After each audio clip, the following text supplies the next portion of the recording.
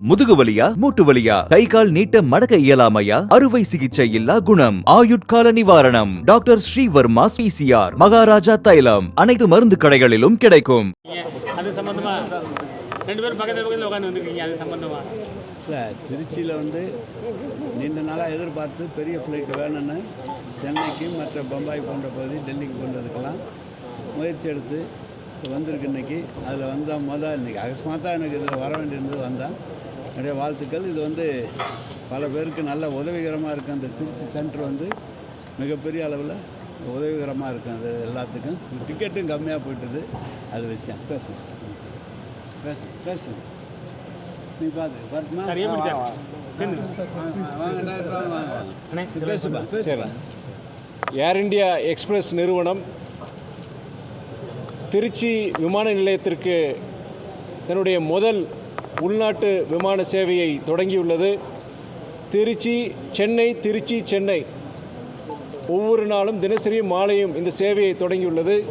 ஏற்கனவே கிட்டத்தட்ட திருச்சி விமான நிலையத்திலிருந்து 37 பன்னாட்டு விமான சேவைகளை செய்து கொண்டிருக்கும் நம்முடைய ஏர் இந்தியா எக்ஸ்பிரஸ் நிறுவனம் முதல் முறையாக இன்று உள்நாட்டு சேவையை தொடங்கியுள்ளது.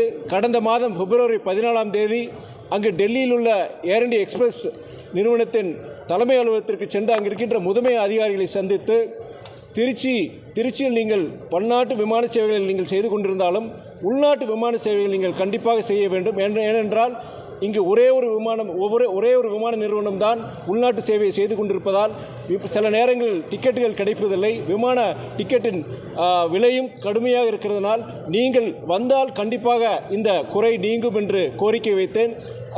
அது இன்று நிறைவேறியுள்ளது. சென்னை திருச்சி மட்டுமல்லாமல் அடுத்து திருச்சி மும்பை அந்த சேவையும் வருகின்ற மார்ச் 30ஆம் தேதி தொடங்க உள்ளது. அது மட்டுமல்லாது திருச்சி பெங்களூர், திருச்சி ஹைதராபாத், திருச்சி கொச்சின், திருச்சி கோவா இது போன்ற இதிலையும் நீங்கள் விமான சேவை சீக்கிரம் தொடங்க வேண்டும் என்று நான் கோரிக்கை வைத்தேன். இன்று ரொம்ப மகிழ்ச்சியான ஒரு நாள்.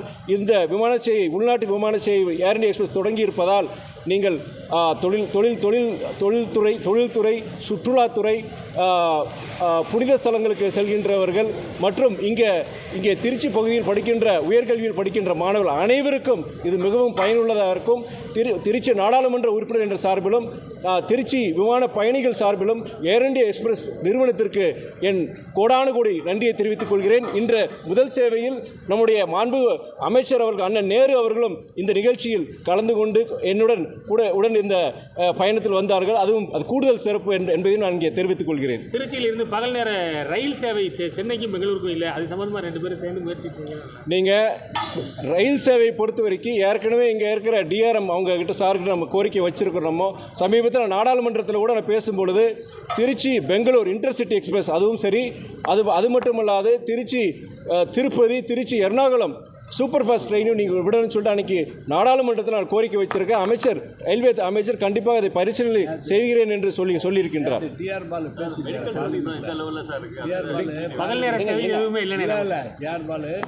பார்லிமெண்ட்டில் எல்லா இடத்துலையுமே ட்ரெயின் சென்னையிலேருந்து மதுரைக்கு போகுது, திருநெல்வேலியிலேருந்து சென்னைக்கு வருது, மதுரையிலேருந்து சென்னைக்கு வருது. திருச்சியில் ராக்போர்ட் எக்ஸ்பிரஸ் தவிர ஏற்கனவே புறப்பட்டு இப்போ எல்லாம் ஒன்றுமே ஆரம்பிக்காமல் இருக்குங்க. திருச்சி செக்ஷன் ரொம்ப கம்மியாக இருக்குன்னு நேற்று சேர்பால் பேசியிருக்காரு, டெல்லியில் பேசியிருக்காரு. அது பத்திரிகையில் வந்திருக்கு. அதான் தெரியும் எனக்கு. அவர் டெய்லி அதை முயற்சி பண்ணியிருக்காங்க. வணக்கம்.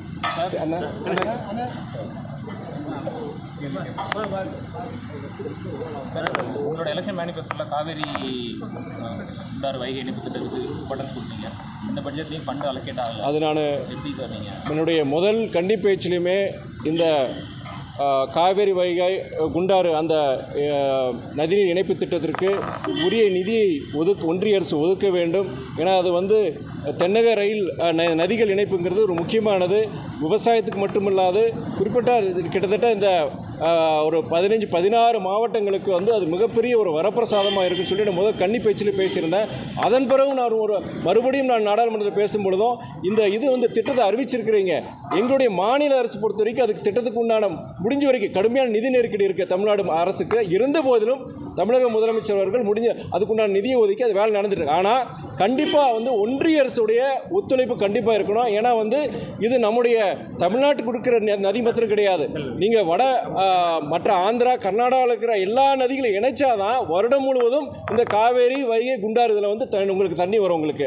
அதனால் அது மாத்திரம் இல்லை, இது பெரிய திட்டனால மாநில அரசு மாத்திரனால இது அவங்க நிதி பத்தாது. கண்டிப்பாக ஒன்றிய அரசுடைய பங்களிப்பும் நிதியும் கண்டிப்பாக இருக்குன்னு சொல்லி நாடாளுமன்றத்தில் பேச தொடர்ந்து குரல் கொடுப்பேன். திருச்சியிலிருந்து மலிவு விலை உணவகம் திருச்சி விமான நிலையத்தில் சென்னையில் தூங்கிட்டாங்க.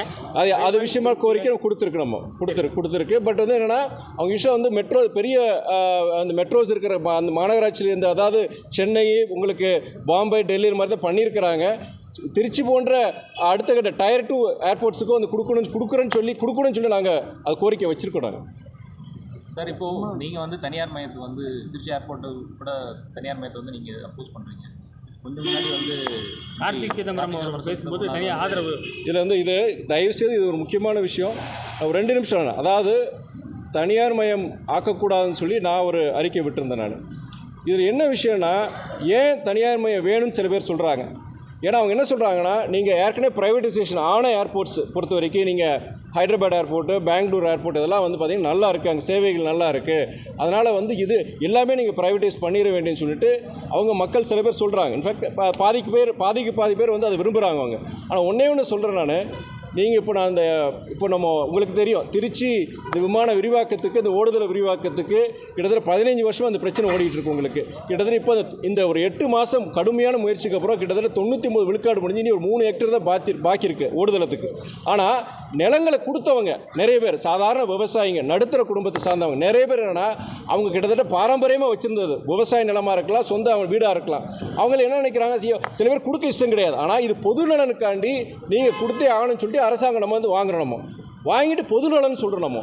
ஆனால் இது எல்லாத்தையும் வாங்கி தனியாக அதுக்கப்புறம் ஒரு தனி நபர்கிட்ட கொடுக்குற, ஒரு அதானியோ ஒரு அம்பானி ஒரு தனிநபர்கிட்ட கொடுக்குறது அது வந்து கூடாது. அதே நேரத்தில் நீங்கள் விமான சேவையை வந்து தனியார் ப்ரைவேட்டைசேஷன் ஆனதுக்கப்புறம் நல்லா இருக்குன்னு சொல்கிறீங்க இல்லையா, இதே விமான நிலையங்கள் இப்போது ஏர்போர்ட்ஸ் அத்தாரிட்டி ஆஃப் இந்தியா கட்டுப்பாடு இருக்கிற இந்த நிறுவனங்கள் பொறுத்த வரைக்கும் யாருடைய கட்டுப்பாட்டில் இருக்குது? ஒன்றிய அரசோட கட்டுப்பாட்டில் இருக்குது. அப்போ இங்கே இருக்கிற நீங்கள் அதாவது ஏர்போர்ட்ஸ் அத்தாரிட்டி ஆஃப் இந்தியாவில் இதில் இருக்கிற மேனேஜ்மெண்ட் இருக்கிற ஏர்போர்ட்ஸ் பொறுத்த வரைக்கும் நல்லா இருக்குன்னு நினைக்கிறீங்கன்னா அதுக்கு காரணம் யார்? ஒன்றிய அரசு.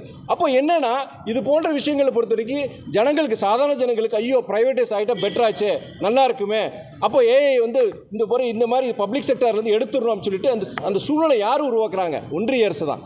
அதே நேரத்தில் என்னென்னா, ஜனங்களை நான் வழியை நான் நீங்கள் பெங்களூரு, நீங்கள் ஹைதராபாடு மற்ற ப்ரைவேட் ஏர்போர்ட்ஸ் போனால் சர்வீஸ் நல்லா தான் இருக்குது, பெட்டராக தான் இருக்குது. பட் அதுதான் ஒரு இறுதி தீர்வு நான் சொல்ல மாட்டேன் நான்.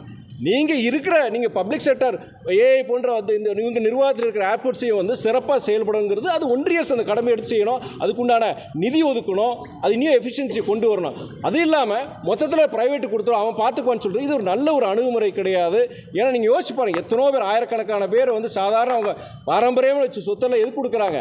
சரி, இது வந்து ஒரு இன்னொன்று இருக்குது. நீங்கள் ப்ரைவேட்டைசேஷன் போனதுக்கப்புறம் ஒன்றும் கிடையாதுங்க. இங்கே திருச்சி ஏர்போர்ட் யூஸ் பண்ணுறவங்களே கிட்டத்தட்ட பாதிக்கு மேலே நடுத்தர ஏழை வீட்டுக்காரங்க, எல்லாம் மிடில் ஈஸ்ட்டு.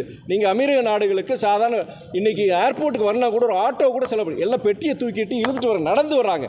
அவனுக்கு ஒரு 200 300 சாப்பாடு கூட என்ன, வீட்டில் சாப்பாடு புளியோதரை சாப்பாடு கட்டிட்டு வந்துடுறாங்க. அதில் ஒரு 200 300 மிச்சப்படுத்தல வர்றாங்க. நீங்கள் ப்ரைவேட்டுக்காரனுக்கு நீங்கள் ஏர்போர்ட்டு கொடுத்துட்டீங்கன்னா அவன் போடுற ஃபேர் தான். காஃபி 300 போடுவான், 200 போடுவான். எதிர்தலை திடீர்னு வந்து உங்களுக்கு யூசேஜ் சார்ஜஸ் நிறைய கட்டணங்கள் கொண்டு வரோம், 1000 ரூபா 2000 கொடுவோம், கட்டண செலவுகள் கூட உங்களுக்கு. அப்போவே நீங்கள் கேட்க முடியாது. நீங்கள் வந்து என்னென்னா அதனால தான் என்ன சொல்ல, ப்ரைவேட்டைசேஷன் பொறுத்த வரைக்கும் இதுக்கு வந்து இறுதி தேர்வுக்கு இது தீர்வு கிடையாது நான் சொல்லுவேன். இறுதி தீர்வு கிடையாது. பட் அதே வேளையில் நீங்கள் வந்து ப்ரைவேட்டைசேஷன் பண்ணால் நல்லது தானே அப்படின்னு சொல்லுவேன். அவங்களோட இதை நான் மறுக்கலை. நான் அவங்களுக்கு காரணங்களுக்கு நீங்கள் ப்ரைவேட் ஆஃபீஸ் போகும்போது அதுக்கு பெட்டர் ஃபெசிலிட்டிஸ் பார்க்குறாங்க.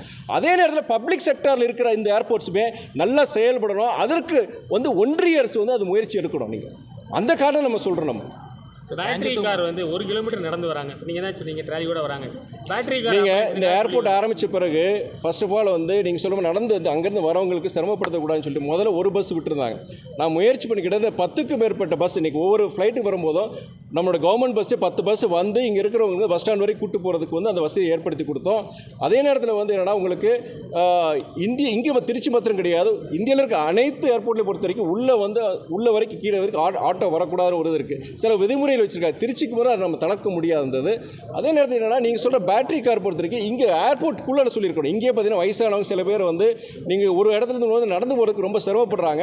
அது பேட்டரி கார் சீக்கிரமாக நீங்கள் ஆப்ரேட் பண்ணிச்சு நான் ரிக்வஸ்ட் பண்ணியிருக்கிறேன். நான் கஸ்டம்ஸ் ரிலேட்டட் சில இஷ்யூஸ் இருந்தது. அதையுமே நான் கிட்டத்தட்ட அந்த 2 மாதத்துக்கு முன்னாடி நான் பேசி அந்த அதிகாரிகிட்ட பேசி தயவுசெய்து திருச்சிக்குன்னு இந்த மாதிரி ஒரு பேர் இருக்குது, அதை மாற்றணும். நம்ம சமூக வலைதளங்கள் இது மாதிரி நிறைய நெகட்டிவ் மெசேஜ் போயிட்டுருக்கு திருச்சினா, அதனால் அதை மாற்றணும்னு சொல்லிட்டு அதுக்கு நிறைய பாசிட்டிவாக சில ஃபீட்பேக் வந்திருக்கு. முன்னாடி மாதிரி கிடையாதுன்னு சொல்லி ஃபீட்பேக் வந்திருக்கு. ஏன்னா பஸ்ஸை விட்டு இறங்கி வந்தாங்கன்னா திருப்பி நம்ம டெர்மினல் என்ட்ரன்ஸ் வரைக்கும் வரதுக்கு வயசானவங்க ரொம்ப பாதிக்கப்படுறாங்க. அதுக்காக தான் மெயினாக அதுக்காண்டி அந்த பஸ் வசதி ஏற்பாடு பண்ணணும். உள்ளுக்குள்ளே சார் இல்லை உள்ளுக்குள்ளே சொல்லுங்கள். உள்ளுக்குள்ளே தான் நான் அந்த பகி சொல்லியிருக்கணும். நீங்கள் சொல்கிறீங்களா எலக்ட்ரிக் வெஹிக்கிள் தான் நான் கேட்டிருக்கிறேன். கண்டிப்பாக சேரன்னு சொல்லியிருக்கிறாங்க அவங்க. Thanjavur to Madurai via Pudukkottai railway track எந்த லெவலில் சார்? நீங்கள் தஞ்சாவூர் டு மதுரை வயா புதுக்கோட்டை கந்தரவக்கோட்டை இது வந்து ரயில்வேஸ் வந்து ஒன்றிய அரசு வந்து அப்ரூவ் பண்ண ப்ராஜெக்ட். அது அப்ரூவ் பண்ணி அவங்களுடைய ரயில்வேஸோட பிங்க் புக்குன்னு ஒன்று இருக்கும், அதிலே வந்துருச்சு. வந்ததுக்கப்புறம் நான் இன்ஃபேக்ட் என்னுடைய கன்னி பேச்சில் நான் சொல்லியிருந்தேன். நான் எப்படி அந்த நதிநீர் இணைப்பு காவேரி வை குண்டாறு இதை பேசுகிறனோ அதே மாதிரி இந்த திட்டமை பொறுத்த ரயில்வே திட்டம் பொறுத்தவரை முக்கியமான திட்டம். அது பின்தங்கிய புதுக்கோட்டை கந்தரவக்கோட்டை பகுதிகளுக்கு வந்து வளர்ச்சிக்கு வந்து முக்கியமாக இது தேவைப்படுற ஒரு திட்டம்னு சொல்லி நான் பேசியிருந்தேன். நான் தற்செயலாக இந்த தடவை ரயில்வே பட்ஜெட் அந்த டிமாண்ட் ஃபார் கிராண்ட்ஸ் மானிய கோரிக்கையில் பேசும்போது அதிகாரிகள்கிட்ட பேசும்போது எனக்கு ஒரு அதிர்ச்சி. என்ன அதிர்ச்சினா அந்த தஞ்சாவூர் மதுரை வயா புதுக்கோட்டை கந்தரவக்கோட்டை அந்த திட்டத்துக்கு உண்டான ஃபைலே காணுன்னு சொல்லிட்டாங்க.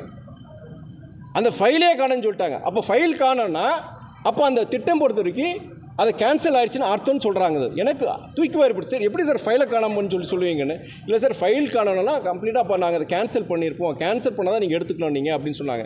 அது முக்கியமான திட்டம் சார். அது எங்களுடைய ஜனங்க எதிர்பார்த்துட்டு யாருக்குமே தெரியாதுன்னு சொல்லி அப்புறம் அன்றைக்கி நான் நாடாளுமன்றத்தில் பேசுகிறேன். நான் இது வந்து கண்டிப்பாக நீங்கள் வந்து புதுக்கோட்டை கந்தரவக்கோட்டை மக்களுக்காண்டி இந்த திட்டத்தை நீங்கள் ரிவைவ் பண்ணணும், ரீஅப்ரூவ் பண்ணுங்கள் அப்படின்னு சொல்லி நாடாளுமன்றத்தில் நான் பேசியிருந்தேன். அமைச்சர்கள் நேரடியாக பேசியிருந்தேன். ஆனால் அது வந்து அடுத்த வர காலங்களில் வந்து அது கிட்டத்தட்ட அது அப்ரூவ் ஆன திட்டம் கொண்டு வரதுக்கு ரொம்ப சிரமப்பட்டிருப்பாங்க.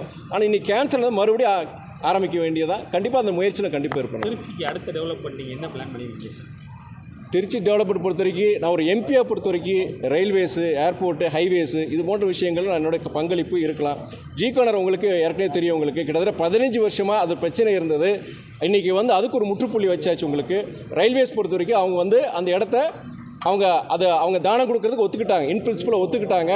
அது இல்லாமல் உங்களுக்கு வந்து ஹைவேஸ் பொறுத்த வரைக்கும் அதை வந்து சர்வே பண்ணிவிட்டு கிட்டத்தட்ட அவங்க ஓகே அப்ரூவ் பண்ணிட்டாங்க. இப்போது அது வந்து என்னென்னா எனக்கு அவங்க அதிகாரிகள் பேசும்போது அதுக்கு வந்து நம்ம தென்னக ரயில்வேயும் சரி நகாயும் சரி 2 பேருக்கும் வந்து பொறுத்த வரைக்கும் திருச்சி நாடாளுமன்ற உறுப்பினர் நான் நன்றி தெரிவிச்சுக்கிறேன். நான் அந்த அமைச்சர் ஒன்றிய ரயில்வே அமைச்சர் அவருக்கும் நன்றி தெரிவிச்சுக்கிறேன். நான் நம்முடைய அவர் நகாய் சார்ந்த அமைச்சர் அவர் திரு நிதின் கட்கரி அவருக்கும் நான் நன்றி தெரிவிச்சுக்கிறேன். நான் அது வேலையில் வந்து இப்போ சர்வேயெல்லாம் பண்ண ஆரம்பிச்சிட்டாங்க. அந்த இடத்துல சர்வே பண்ணிட்டாங்க. அது வேலையில் இன்னைக்கு சில மாதங்களுக்கு ஆரம்பிச்சிருவாங்க உங்களுக்கு. அதே நேரத்தில் உங்களுக்கு வந்து இந்த சர்வீஸ் ரோடு பிரச்சனையை பொறுத்த வரைக்குமே நம்முடைய பள்ளிக்கல்வித்துறை அமைச்சர் அன்பில் மகேஷ் பொய்யாமல்கிட்ட நான் பேசியிருக்கிறேன். நான் அவருமே அந்த கண்டிப்பாக நம்ம கொண்டு வரணும்னு அந்த ஆர்வத்தில் இருக்கிறாரு. இருந்த போதிலும் சில தடங்கள் இருக்குது. அதுவுமே பொறுத்த வரைக்கும் அது அந்த தடைகளெல்லாம் நீக்கிட்டு கண்டிப்பாக அந்த சர்வீஸ் ரோடு எல்லா ஜனங்கள் கேட்குற மாதிரி அந்த சர்வீஸ் ரோடு வர்றதுக்கு உண்டான முயற்சி கண்டிப்பாக நான் எடுப்பேன். நான் தொகுதி மறுசீரமைப்பு கூட்டம் வந்து முதல் நடத்தக்கூடிய நாடகம் சொல்லி அண்ணாமலை சொல்லியிருக்காரு. எப்படிங்க தொகுதி மறுசீரமைப்பு கூட்டம் வந்து நடத்துறது முதல் நடத்தக்கூடிய நாடகம் சொல்லி அண்ணாமலை சொல்லியிருக்காரு. அவர் சகோதரர் அண்ணாமலை டெய்லி ஒரு ட்ராமா போட்டுட்ருக்கிறாரு. திடீர் சாட்டையில் அடிச்சுக்கிறாரு, திடீர்னு கண்ணிக்கு ஏதோ பண்ணிகிட்ருக்கிறாரு. அவர் தான் ட்ராமா பண்ணிகிட்ருக்கிறாரு. இது வந்து எப்படின்னா அரசியலை கடந்து நான் இன்னொன்று சொல்கிறேங்க. நான் தொகுதி மறுசீரமைப்புங்கிறது வந்து அவர் உள்துறை அமைச்சர் அவர் அமித்ஷா வந்து என்ன சொல்லியிருக்கிறாரு, தொகுதியை குறைக்க மாட்டேன்னு சொல்லியிருக்காரு. அதே நேரத்தில் தொகுதியில் கூட்டும் போது இப்போ நமக்கு 543 லோக்சபா சீட் இருக்குது. அதை கூட்ட போகிறாங்க. அது கூட்டும் போது கிட்டத்தட்ட 800 சீட்ஸ் வச்சு கூட்ட போகிறாங்க. அப்படி கூட்டும் பொழுது இன்றைக்கி ஜனத்தொகை அடிப்படையில் வைக்கும்போது தமிழ்நாட்டுக்கு வந்து உங்களுக்கு 1 சீட்டு 2 சீட்டு வேணால் கூடும். ஆனால் இன்றைக்கி 79-80 சீட் இருக்குது. உத்தரப்பிரதேஷ் பொறுத்த வரைக்கும் 140 சீட் கிடைக்கும். கிட்டத்தட்ட இரட்டிப்பாகும். உங்களுக்கு பீகாருக்கு இரட்டிப்பாகும். இங்கே மகாராஷ்டிராவுக்கு இரட்டிப்பாகும், ராஜஸ்தானுக்கு இரட்டிப்பாகும். அவங்களுக்கு கூடுதலாக 30-40 விழுக்காடு 50 விழுக்காடு, சில மாநிலங்களுக்கு பொறுத்தவரைக்கும் 70 விழுக்காடு 80 விழுக்காடு உங்களுக்கு எண்ணிக்கை கூடுங்க. ஆனால் நமக்கு வந்து 1-2 தான். நம்ம புதுவை உட்பட 40 சீட்டு வச்சுக்கிட்டு சொல்கிறத கேட்க மாட்டேங்கிறாங்க. ஏன்னா நம்மளுடைய அன்றைக்கு அவங்களுக்கு மெஜாரிட்டி கிடச்சின்னு வச்சுக்கோங்க, நாடாளுமன்றத்தில் ஒரு பில் பாஸ் பண்ணுறதுக்கு இது பண்ணுறது நம்மளுடைய இது தேவை கிடையாது. அவங்ககிட்டே அந்த எண்ணிக்கை இருக்கும். அந்த எண்ணிக்கை நாடாளுமன்ற உறுப்பினருடைய எண்ணிக்கை நமக்கு குறைஞ்சதுனா தமிழ்நாட்டுக்கு மாத்திரம் கிடையாது, கேரளா, கர்நாடகா, தெலுங்கானா எங்கெல்லாம் ஜனத்தொகையை குறைச்சி மாநிலங்கள் வளர்ந்து நாட்டுக்கு வந்து அவங்களுடைய நாட்டுடைய வளர்ச்சிக்கு அவங்க கொடுத்துருக்காங்களோ இந்த மாநிலங்கள் தண்டிக்கிற மாதிரி இது நீங்கள். அதே நேரத்தில் ஜனத்தொகையை குறைக்காமல் இன்றைக்கி 2 மடங்கு 3 மடங்கில் வளர்ந்து இன்றைக்கி நம்மளுடைய நிதி பொறுத்த எங்கே போகுது? நீங்கள் நம்மளுடைய நிதி பொறுத்த வரைக்கும் அவங்க என்ன சொல்கிறாங்க, நீங்களாம் வளர்ந்த மாநிலங்கள், உங்கள் நிதி வந்து வளராத மாநிலங்களுக்கு வேணும்னு சொல்கிறாங்க. எங்கே போகுது இந்த நிதி பொறுத்து? நம்மளுடைய நிதி பீகாருக்கு, யூபிக்கு இல்லை போன்ற வட மாநிலங்களுக்கு போகுது. போயிட்டு நாளைக்கு தொகுதியும் பொறுத்து இதுலேயும் நம்மளை தண்டிச்சு வச்சுக்கோங்க, நம்மளுடைய ரெப்ரசன்டேஷன் இருக்காது நமக்கு. நாளைக்கு நம்மளே தேவையில்லை, தென் மாநிலங்களே தேவையில்லை. அவங்களே வந்து எந்த முடிவு எடுப்பாங்க, நீங்கள் சொல்கிறீங்க நிதி வரமாட்டேங்கன்னு சொல்கிறீங்க இல்லையா, இனி காலங்காலமாக இது வந்துடுறது பெரிய பின்னடை உருவாக்கிறோம். இது வந்து பாஜக தவிர்த்து இன்றைக்கி இந்த தொகுதி சீரமைப்புக்கு வந்து முதல்வர் எடுத்த முடிவுக்கு வந்து பாஜகவை தவிர்த்து தமிழ்நாட்டில் இருக்க அத்தனை இயக்கங்களும், தமிழ்நாடு மாத்திரம் கிடையாது, தென் மாநிலங்கள் வளர்ந்த மாநிலங்கள், நீங்கள் தென் மாநிலம் மாத்திரம் சொல்லாதீங்க, நீங்கள் சில வடக்கில் இருக்க சில மாநிலங்களும் அவங்க ஜனத்தை கட்டுப்படுத்தி இந்த மாதிரி நம்மள மாதிரி இருக்கிறாங்க. வளர்ந்த மாநிலங்கள் பொறுத்த வரைக்கும் அவங்க எல்லாருக்கும் ஆதரவு கொடுத்துருக்குறாங்க. அரசியலை கடந்து இது மக்களை பாதிக்கிற, மாநிலங்களை பாதிக்கிற விஷயம் அது. இதில் போய் நீங்கள் வந்து அவர் அமித்ஷா சொல்லிட்டாரு என்ன சொன்னார்? அவர் குறைக்க மாட்டேன்னு சொல்லியிருக்காரு. அதை நாங்கள் கேட்குறோம், பார்லிமெண்ட்டில் நாங்கள் கேட்குறோம், நீ குறைக்க மாட்டேன்னு சொல்லியிருக்க. அதே நேரத்தில் கூடும்போது நம்முடைய தமிழ்நாடுடைய பங்கு கிட்டத்தட்ட 7.2%. 543 தொகுதிகளில், நாடாளுமன்ற தொகுதியில், லோக்சபா சீட்டில் நம்முடைய ஷேர் வந்து 7.18%. அதாவது 39 தொகுதிகள். நீ கூட்டும் பொழுது இந்த ஷேர் இருக்குது பார்த்தீங்களா 7.18%. இது குறைக்கக்கூடாது நாங்கள் சொல்கிறோம். அதுக்கு பதில் வரல. அதுக்கு நானும் டெல்லியில் இருக்கிற மீடியா கிட்ட பேசுகிறேன். அவங்க கேட்குறாங்க, அமித்ஷா தானே சொல்லிட்டாரு, அப்புறம் ஏன் கலாட்டா பண்ணுறீங்க, அப்புறம் இதெல்லாம் கந்தடிப்பு நாடகம், நீங்கள் ஒரு ட்ராமா போடுறீங்கன்னு சொல்லும்போது நான் சொன்னேன், இதுக்கு அவர் அமித்ஷா பதில் சொல்லியிருக்கிறாரா? தமிழ்நாடுடைய பங்கு 7.2% வச்சுக்கோங்க, 7.2%, 543 சீட்டில். அது நீங்கள் 800 கூட்டும் போது எங்களுடைய ஷேர் 7.2% நீங்கள் குறைக்கக்கூடாதுன்னு சொல்கிறோம். அதுக்கு பதில் உத்தரவாதம் கொடுப்பாரா அமைச்சர்? இதுக்கு பதில் கிடையாது. சார், அசம்பிளி எலெக்ஷன் பார்ட்டிஸ் எல்லாம் ரெடி ஆகிட்டு இருக்காங்க, அதிமுக ஸ்ட்ராட்டஜி? நாங்கள் தொடர்ந்து வந்து சில மக்கள் சார்ந்த சில விஷயங்கள் நாங்கள் பேசிகிட்டு இருக்கிறோம். நீங்கள் சொல்கிற நான் ஒரு எம்பியாக இந்த பகுதியில் நான் இது பண்ணிகிட்டு இருக்கிறேன். நான் அங்கங்கே தமிழ்நாட்டில் பொறுத்த வரைக்கும் எங்களுடைய இயக்க பணிகள், அதாவது மக்கள் சார்ந்த கோரிக்கைகளை வந்து முதலமைச்சர்கிட்ட கொண்டு போகிறதோ தமிழக அரசு கொண்டு போகிறதோ நாங்கள் கொண்டு போயிட்டு தான் இருக்கிறோம். எங்களை பொறுத்த வரைக்கும் என்னென்னா, தமிழ்நாட்டில் பொறுத்த வரைக்கும் மதவாத சக்திகள் வேறொன்று கூடாது ஒரே காரணம், கால் பதிச்சிடக்கூடாது ஒரே காரணத்துக்காண்டி தான் நாங்கள் திமுக கூட்டணியில் நாங்கள் சேர்ந்துருக்கோம். கிட்டத்தட்ட இது 8வது வருஷம் அந்த கூட்டணி தொடர்ந்து இருக்கோம். இந்த கூட்டணி வலுவாக இருக்குது. மேற்கொண்டு இந்த கூட்டணி தொடர்ந்து தான் நாங்கள் விரும்புகிறோம். விடுதலை புலிகள் மீதான தடை தொடர்ந்து நீடிச்சிருக்கிறாங்க. அது ஒவ்வொரு வருடம் எங்களுடைய இயக்கத் தலைவர் வைகோ பொறுத்த வரைக்கும் அது நீதிமன்றத்தில் கூட அதுக்கு வந்து முறையிட்டு தான் இருக்கிறாரு. அது கண்டிப்பாக நீக்கணும் அப்படின்னு சொல்லி அதுக்குண்டான காரணங்கள் இப்போ கிடையாதுன்னு சொல்லியிருக்கிறாங்க. இருந்த போதிலும் நீதிமன்றம் பொறுத்த வரைக்கும் அவங்க அதில் அவங்களோட நிலைப்பாடு, அதை நம்ம கொஸ்டின் பண்ண முடியாது. நம்ம தேங்க்யூ சார். தேங்க்யூ.